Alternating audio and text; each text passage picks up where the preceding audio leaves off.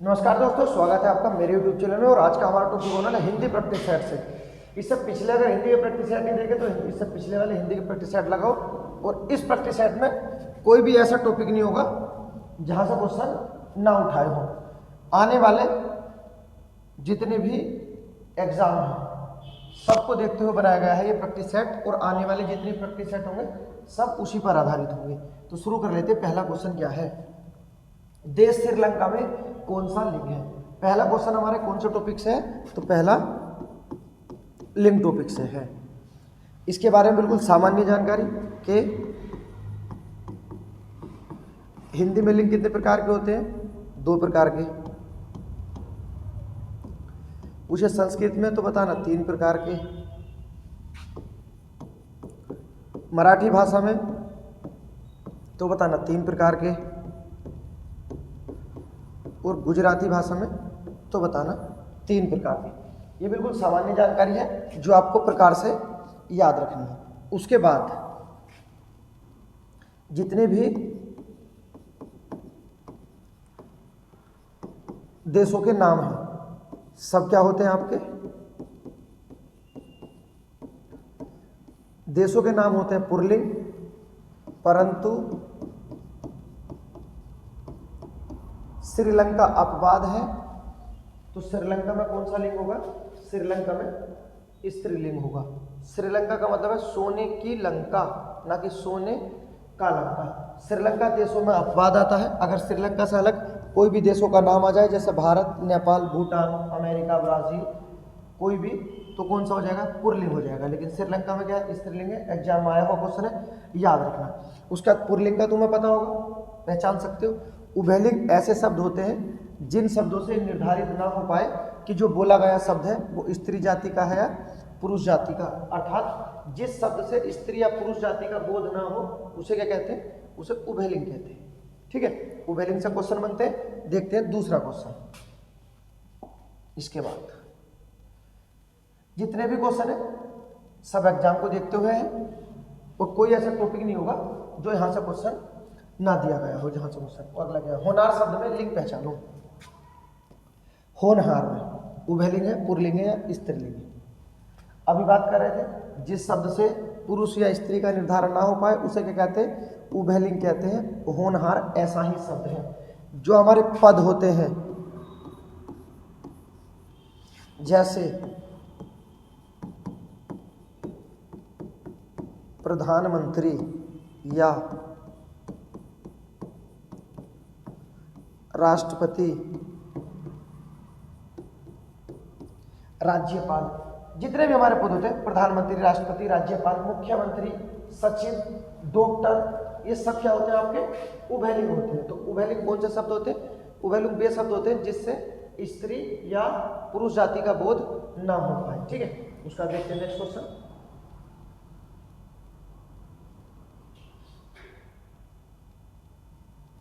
ये हमारा जो क्वेश्चन है वचन से है। इसमें क्या है? प्यास में वचन बताना है। प्यास में क्या वचन होता है? अर्थात ये क्या है? कारणबोधक है। वचन के बारे में याद रखना, सामान्य जानकारी। वचन का शाब्दिक अर्थ क्या होता है? तो वचन का शाब्दिक अर्थ होता है संख्या। अगर पूछा जाए हिंदी में वचन कितने होते हैं? तो 2। संस्कृत में पूछा जाए तो 3। ये बिल्कुल बेसिक जानकारी है। इसमें क्या है? प्यास में कौन सा वचन होगा? तो प्यास क्या है? कारणबोधक। और कारणबोधक हमेशा क्या होते हैं? बहुवचन होते हैं। तो प्यास में कौन सा वचन है? प्यास में बहुवचन है। और कारणबोधक में और क्या क्या जाएंगे? एक तो ये याद रखना, प्यास, भूख, जाड़ा, गर्मी, ये सब कारणबोधक है। और इन सब में क्या होगा? बहुवचन होगा। क्लियर है? ये चीजें याद रखना। सब वो क्वेश्चन है जो आपके एग्जाम में आए हुए हैं। ऐसा कोई क्वेश्चन नहीं होगा जो एग्जाम में ना आया हो।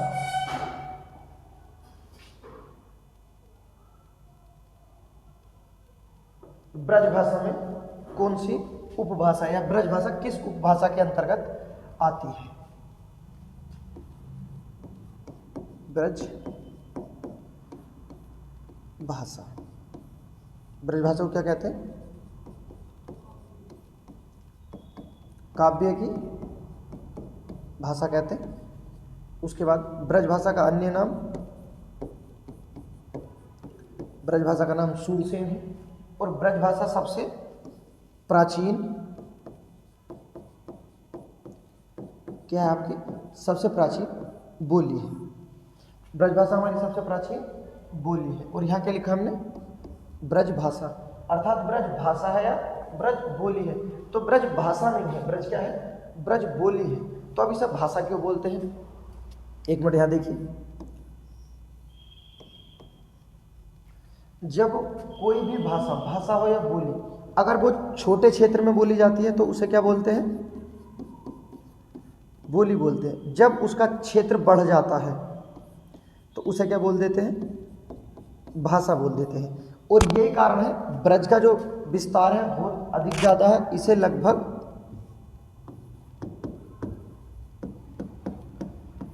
3.5 करोड़ व्यक्ति बोलते हैं। इसी कारण ब्रज ने भाषा का रूप ले लिया, जबकि ब्रज रियल में है क्या? ब्रज रियल में बोली है।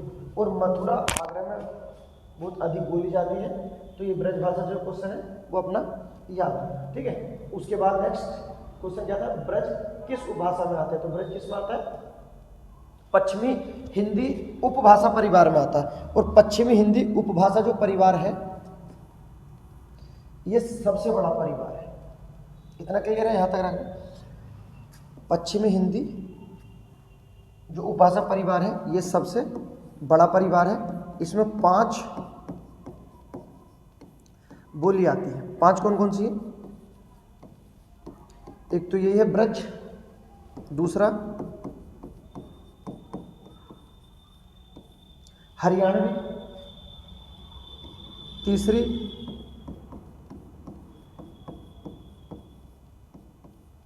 खड़ी बोली, उसके बाद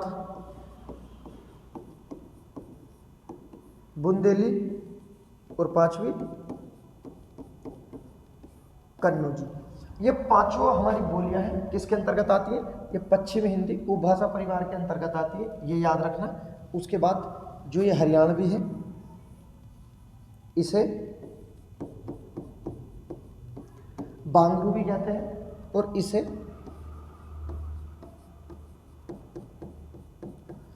देसाणी के नाम से भी जाना जाता है। इसके दोनों क्वेश्चन एग्जाम में पूछे गए। बांगरू किसे कहते हैं? हरियाणवी को। और देसाणी किसे कहते हैं? हरियाणवी कहते हैं।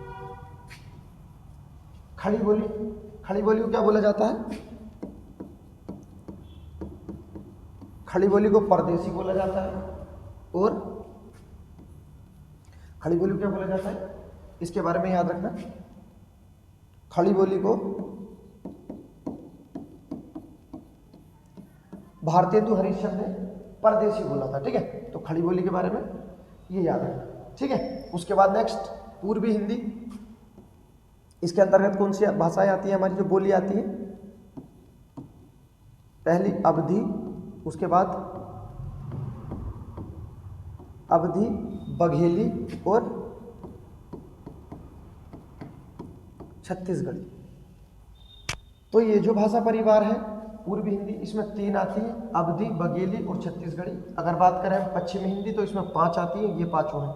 इन 5 को याद रखना, बहुत इंपॉर्टेंट है। कोई सी बोली उठा लेते हैं, पूछ लेते हैं, ये पूछ लेंगे कि कन्नौजी किस उपभाषा के अंतर्गत आती है, तो वो आपका क्या होगा? पश्चिमी। उम्मीद करता हूँ ये समझ में आया होगा आपकी। उसका देखते हैं नेक्स्ट। 13वां हिंदी सम्मेलन कहाँ आयोजित किया गया था? बहुत इंपॉर्टेंट हिंदी सम्मेलन।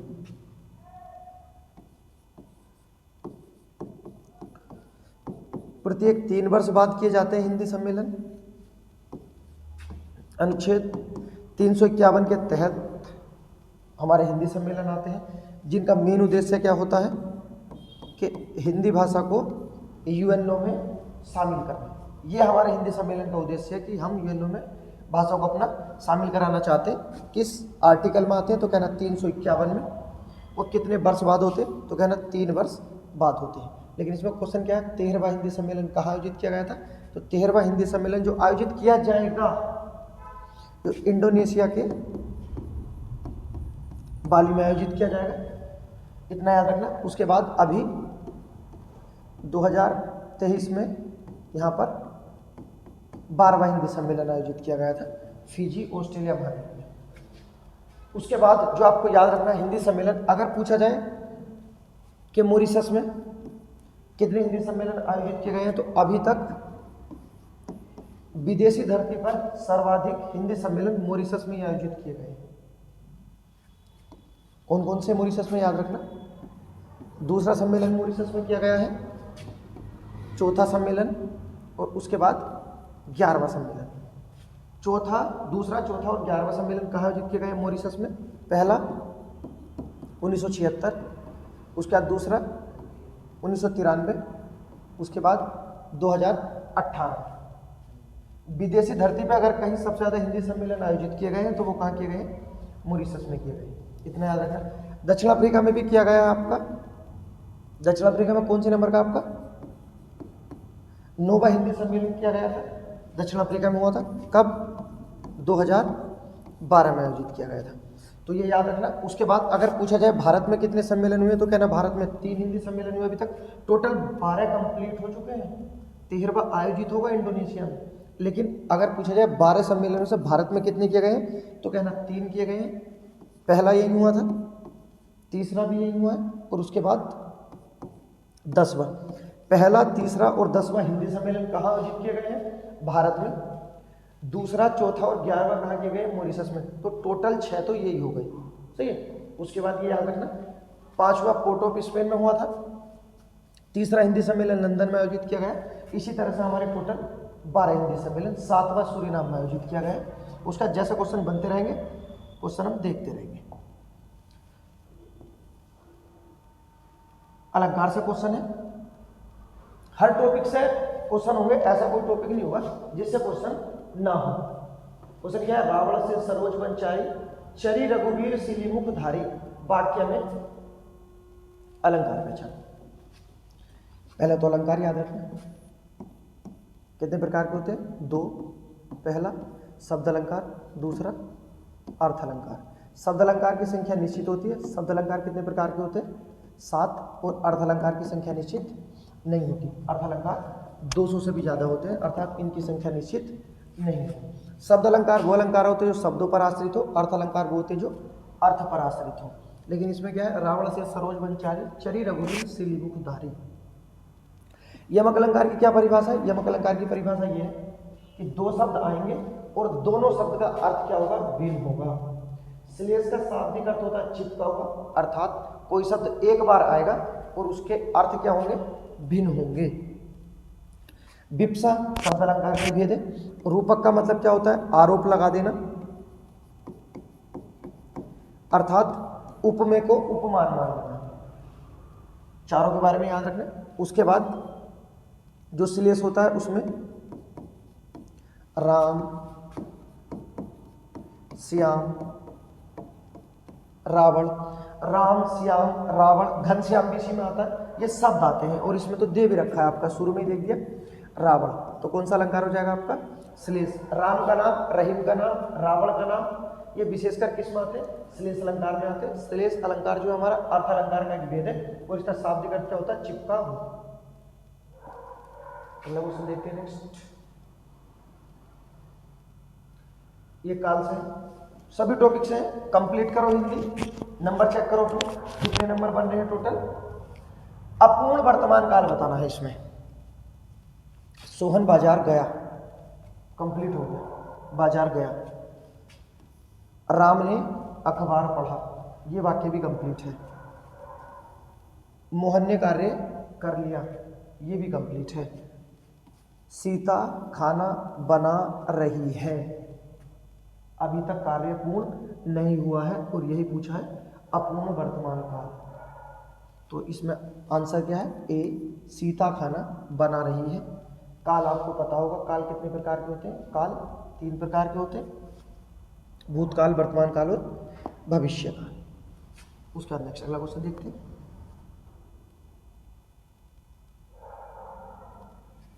जिसकी पूर्व से कोई आशा ना हो उसके लिए एक शब्द क्या है, मतलब अनेक शब्दों के लिए एक शब्द है जिसकी पूर्व से कोई आशा ना हो। उसके लिए एक शब्द पहचानें। अनाहुत का मतलब क्या होता है?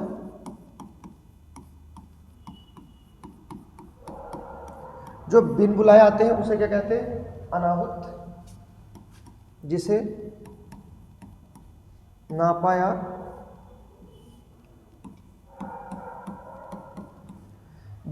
या तोला ना जा सके उसे क्या कहते हैं आपके? अपरिमेय। बिन बुलाया है अनाहुत। उसके बाद प्रत्याशा का क्या मतलब होता है? इच्छा करना, अर्थात इसका आंसर क्या है? अप्रत्याशित। जिसकी पूर्व से कोई आशा ना हो उसे क्या कहते हैं? अप्रत्याशित। उसका देखो नेक्स्ट, इसी क्वेश्चन में चारों कंप्लीट हो गए। ह्रस्व वह दीर्घ इसमें से किसके प्रकार है?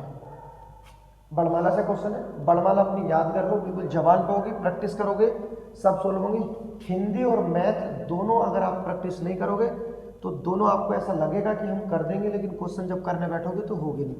इसका होता है ह्रस्व स्वर और दीर्घ स्वर इसमें से किसका प्रकार है? बहुत आसान क्वेश्चन है। ये स्वर का प्रकार है। स्वरों के बारे में, स्वर उच्चारण के आधार पर कितने होते हैं? 10। उसके बाद स्वरों की संख्या पूछी जाए कितनी होती है? कहना 11। लेखन के आधार पर कितने होते हैं? 13। ये स्वरों से बनने वाले क्वेश्चन है कि उच्चारण के आधार पर कितने होते हैं? 10। संख्या कितनी है? 11। या मूल स्वर जो होते हैं कितने हैं? 11। उसका लेखन के आधार पर कितने होते हैं? 13। अगर पूछा जाए 14वां स्वर बताओ तो ये जो आ है इसे 14वां स्वर बोलते हैं। ये क्या है आपका? आगत। ये हमने विदेश से लिया है, और विदेश से कौन सी भाषा से लिया है तो बताना।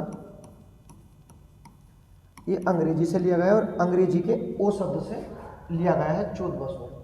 वर्तमान में इसका प्रयोग नहीं किया जाता, ये इतना याद रख लेना। उसके बाद व्यंजन क्या होते हैं? जिसे स्वरों की सहायता से बोला जाए उसे व्यंजन कहते हैं। तो इसका तो क्वेश्चन बिल्कुल क्लियर है। ह्रस्व और दीर्घ किसका प्रकार है? तो स्वरों का प्रकार है। उसके बाद देखते हैं अगला क्वेश्चन। निम्नलिखित में कौन सा वर्ग दंत नहीं है? ये दंत है। कौन सा वर्ग दंत नहीं है? आप कर सकते हो अगर वर्णमाला पूरी तरह से। कंठ, तालु, मूर्धा, दंत और ओष्ठ। स्पर्श व्यंजन इन्हीं वर्गों में है। कंठ, तालु, मूर्धा, दंत। कै वर्ग में? छह वर्ग में, तय वर्ग में, तय और पै वर्ग में। इसमें क्वेश्चन क्या पूछा था? दंत नहीं है। अब दंत देख लेते हैं। तय, थे, दे, ध और नहीं, अर्थात दंत नहीं है।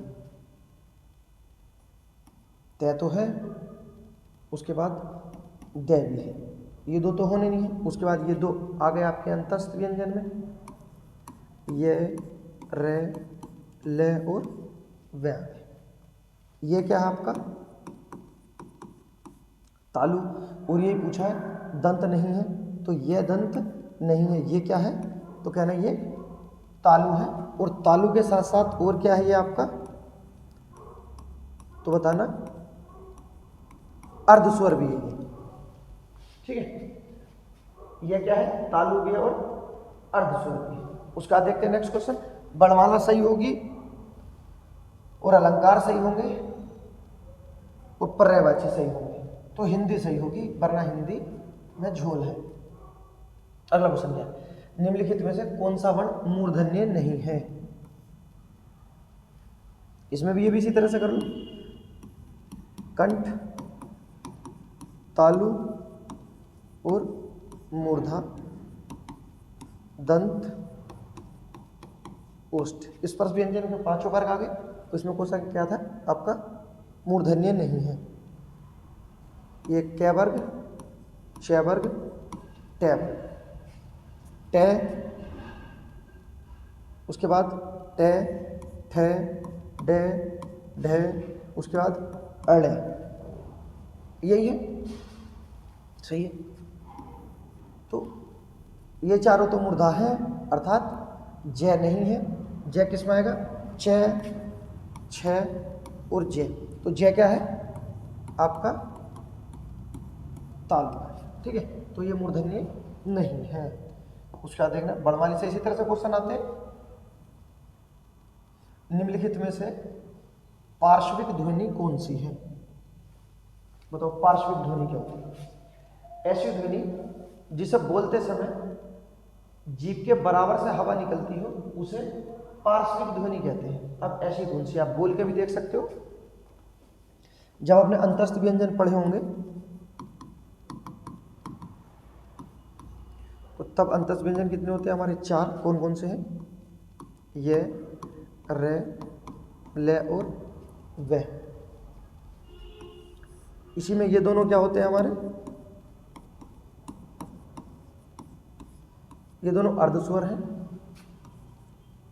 रे क्या है?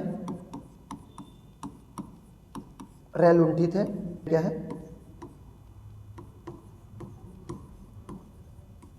ये आपका पार्श्विक है। इतना क्लियर है यहां तक?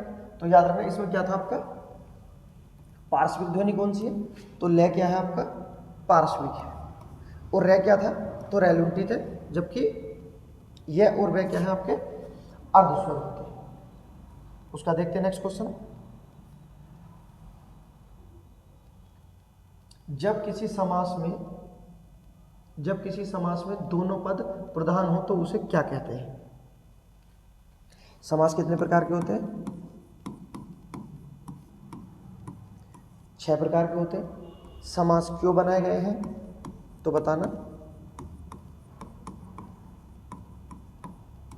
संक्षेपीकरण के लिए, अर्थात किसी वाक्य या किसी बात को छोटा करने के लिए समासों का प्रयोग किया जाता है। तो समास का शाब्दिक अर्थ क्या होता है? संक्षेपीकरण होता है। समास में कितने पद हैं? तो समास में 2 पद होते हैं, एक पूर्व पद, दूसरा उत्तर पद, ठीक है। तो इसमें यही पूछा है कि समास में दोनों पद प्रधान होते हैं। तो एक समास है द्वंद्व समास जिसमें दोनों पद प्रधान होते हैं, ठीक है। बाकी तत्पुरुष, द्विगु और कर्मधारय में कौन सा पद प्रधान होता है? पूर्व होता है। अगर बात करते हैं बहुब्री समास में तो बताना जो दोनों पद होते हैं वो अप्रधान होते हैं, अर्थात किसी तीसरे की बात की जाती है। बहुब्री समास में दोनों पद क्या होते हैं? अप्रधान होते हैं। याद रखना पद प्रधान से क्वेश्चन आते हैं। किस पद का पहला पद प्रधान होता है तो कहना अव्ययभाव का। किसका उत्तर पद प्रधान होता है तो कहना तत्पुरुष, द्विगु और कर्मधारय का। किसके दोनों पद प्रधान है तो कहना द्वंद्व समास का। किसका तीसरा पद प्रधान है या किसी तीसरे की ओर इशारा करते तो कहना बहुब्री समास का। क्लियर है?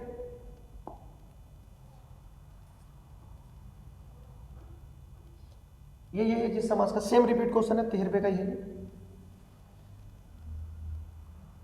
कौन सा शब्द बहुब्री समास के अंतर्गत आता है? समास से क्वेश्चन है, हर एक टॉपिक से क्वेश्चन है। समास अब हमारे सिलेबस में जोड़ दिए गए हैं, इसी वजह से समास से क्वेश्चन दिए गए हैं। आसान है, याद रखना। बहुब्री समास, पहले तो इसमें बहुब्री गलत लिखा है।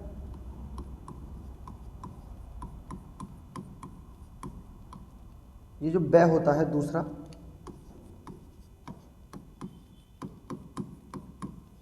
ये इस तरह से होता है, अर्थात दूसरे वाला जो बै है इसका पीठ चिरा हुआ ये नहीं होता है, ये बहुब्री होता है। शुद्ध वर्तनी में आता है, पर चलो कोई बात नहीं, क्वेश्चन में दे रखा है, कोई नहीं, वहाँ पे सही है वो। तो वर्तनी के आधार पर याद रखना बस। बहुब्री समास के अंतर्गत आता है। तो जब किसी तीसरे की बात करेंगे, अर्थात देवी देवता की बात करें या घात प्रतिघात का बोध हो, देवी देवता का नाम, घात प्रतिघात, ये आपके पर्यायवाची शब्द होते हैं। तो उसमें कौन सा होता है आपका? बहुब्री। जैसे वीणा पाठ, किसकी बात हुई है? सरस्वती की बात हुई है। तो इसमें कौन सा समास हो गया आपका? बहुब्री समास। विलोम शब्द से क्वेश्चन है, मृदुल का विलोम शब्द क्या है? मृदुल का मतलब होता है कोमल, बहुत नाजुक। उसका उल्टा क्या होगा आपका? कठोर। क्लियर है यहां तक? निम्नलिखित में से कौन सा अनुरक्त का विलोम शब्द है? अनुरक्त का विलोम है। अनुरक्त का मतलब क्या होता है? वफादार। तो अनुरक्त का क्या होता है? विरक्त होता है। विलोम शब्द याद रखना। ये भी आपका विलोम शब्द सही है। 3 क्वेश्चन विलोम शब्द से थे, हाँ सही है, 3 हो गए। इसमें क्या है आपका? शोषक का विपरीतार्थ, मतलब विलोम ही बताना है शोषक का। शोषक का क्या होता है? पोषक। शोषक क्या होता है? जो पैसे लगाकर धन कमाता है, उसे क्या कहते हैं? शोषक कहते हैं। इसका विपरीत क्या है आपका? पोषक। सत्सई में कौन सा समास है? सत्सई में समास बताना है या सत्सई में समास का उदाहरण बताना है?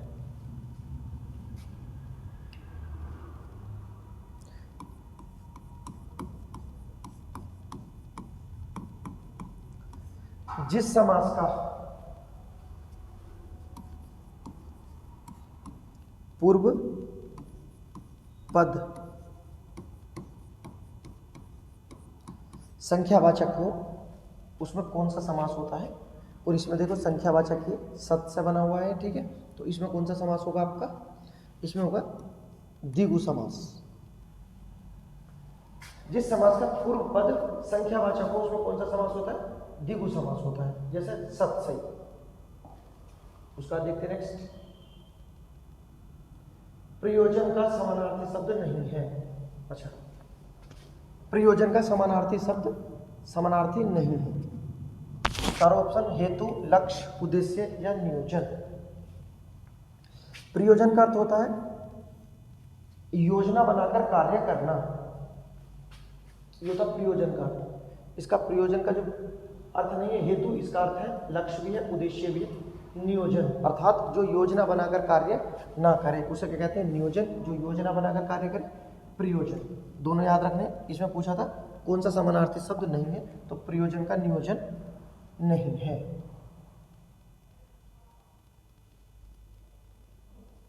बहुत इंपॉर्टेंट है। जिन स्वरों के उच्चारण में हवा नाक से भी निकले, अर्थात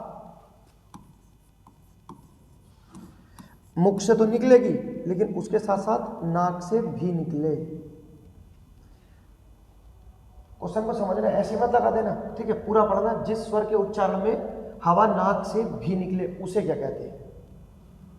उससे पहले 3 चीज याद रखना। एक होते हैं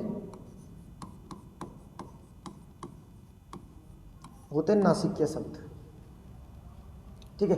एक है आपके अनुनासिक और एक है आपके निर्नुनासिक। इन्हीं तीनों का खेल है जो क्वेश्चन बनते हैं हमारे। नासिकीय, जिसमें केवल नाक का प्रयोग किया जाए, अर्थात जो स्पर्श व्यंजन के पंचमाक्षर होते हैं, अर्थात 5 याद रखना।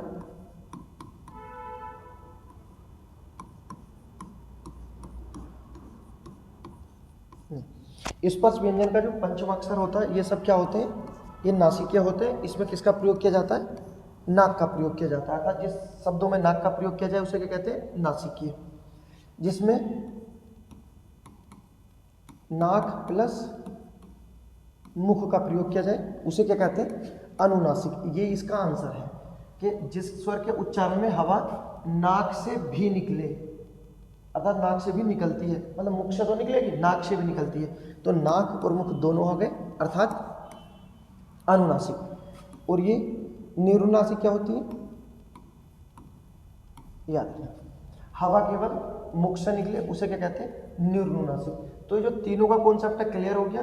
निरुनासिक, अनुनासिक और नासिक। केवल नाक से बोला जाए तो ये बोलना नासिक, नाक और मुंह से अनुनासिक, सिर्फ मुंह से निरुनासिक। ये क्लियर हो गया होगा। उसके बाद देखते हैं नेक्स्ट क्वेश्चन।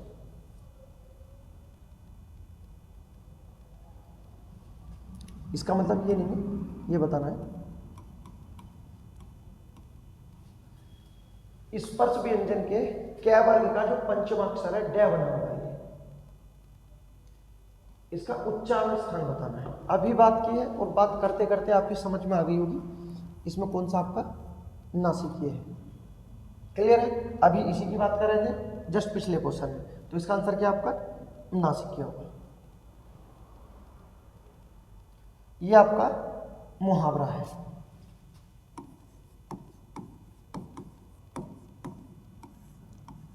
मुहावरे किस भाषा का शब्द है? तो कहना ये अरबी भाषा का शब्द है।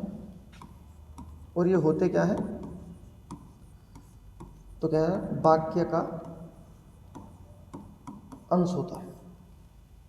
मुहावरा एक वाक्य का अंश होता है, लोकोक्ति पूरा वाक्य होता है। ठीक है, ये किस भाषा का है? तो कहना अरबी। और इसमें क्वेश्चन क्या था? निम्नलिखित में से किस मुहावरे का अर्थ कार्य समाप्ति में देर होना है? चारों ऑप्शन आपके पास है, सोचो। अगर आपके मुहावरे विलोम शब्द तत्सम तद्भव पर्यायवाची भी गलत होते हैं तो पृथ्वी खतरे में है। इसका आंसर करो। सड़क नापना, दो नावों पर सवार होना, दिल्ली दूर होना, हथेली पर सरसों। तो कार्य समाप्ति में देर होने का अर्थ क्या है? दिल्ली दूर होना। अगर आपने ये सोचा होगा हथेली पर सरसों उगाना, तो इसका मतलब होता है जल्दबाजी का कार्य करना। तो इसका सही आंसर क्या है? दिल्ली दूर होना। अब मुहावरे भी अगर गलत हो रहे हैं कोई बात नहीं, मत करो गलत, सही करो। रचना के आधार पर वाक्य भेद बताओ।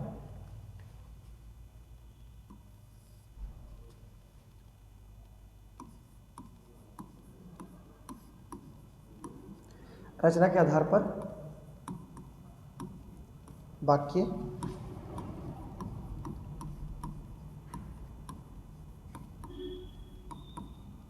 रचना के आधार पर शब्द। ठीक है, तो याद रखना अगर रचना के आधार पर वाक्य पूछा जाए कितने होते हैं तो बताना 3। कौन कौन से? सरल, संयुक्त और मिश्र। रचना के आधार पर वाक्य 3 होते हैं, पहला सरल, संयुक्त और मिश्र। अगर रचना के आधार पर शब्द पूछे जाए कितने होते हैं तो बताना ये भी 3 होते हैं। कौन कौन से? पहला आपका रूढ़, दूसरा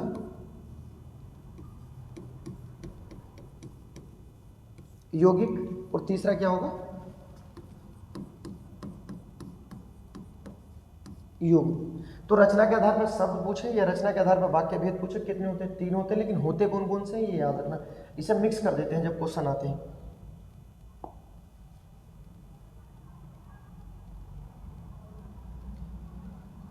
इनमें से कौन सा शब्द समूहवाचक प्रत्यय नहीं है,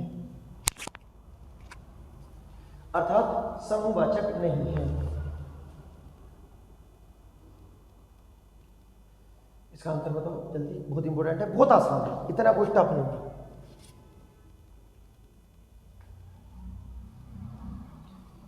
प्रेस समूहवाचक में नहीं होता। प्रेस एक वचन में होता है। लोग, वर्ग और गणना जबकि समूहवाचक में हो जाती है। ठीक है, इतना 25 क्वेश्चन हो गए हमारे। इसके बाद और कोई क्वेश्चन तो नहीं होंगे। ठीक है, मिलते हैं नेक्स्ट वीडियो के साथ। वीडियो पसंद आए तो सब्सक्राइब करें, ठीक है, लाइक करें।